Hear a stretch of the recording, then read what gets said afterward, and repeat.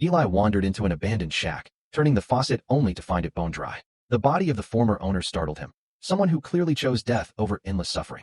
Spotting the shoes on the corpse, Eli slipped them on. They fit perfectly. He smiled like a child.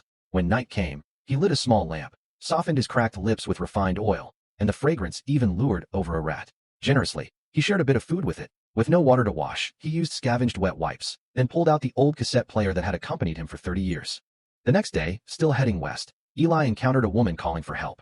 At first, he moved closer, but the stench rolling off her stopped him 30 meters away. He was right. It was a trap.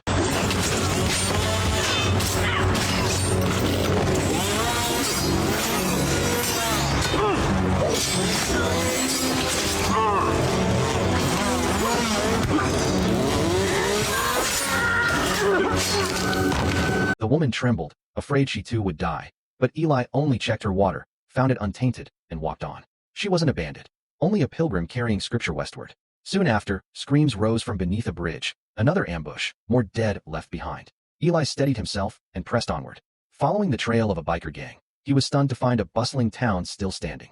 It was ruled by Sang Biao, a man who controlled 2 vital water sources and sought a prophetic book that could change humanity's future. The bikers brought him a worn-out scripture and stolen incense, but it wasn't the book he wanted. Amused, Sang Biao dismissed them, later using the incense to wash his wife's hair. Meanwhile, Eli entered a grocery store. The shopkeeper pulled a gun on him, but Eli calmly reminded him he was just a customer, offering a lighter and bread in exchange for charging his stereo. At the man's suggestion, he went to a bar to refill his water. He traded a scarf and gloves, but when he pushed a gang member's cat off the bar, trouble flared. The gang spotted his supplies and picked a fight. Eli apologized, but they wouldn't let it go. In a flash, their leader fell dead at his feet. Surrounded, Eli dropped his pack, faced their threats head-on, and spoke the words of dust and return, reminding them, and himself, that though the world had fallen, faith still guided his steps westward.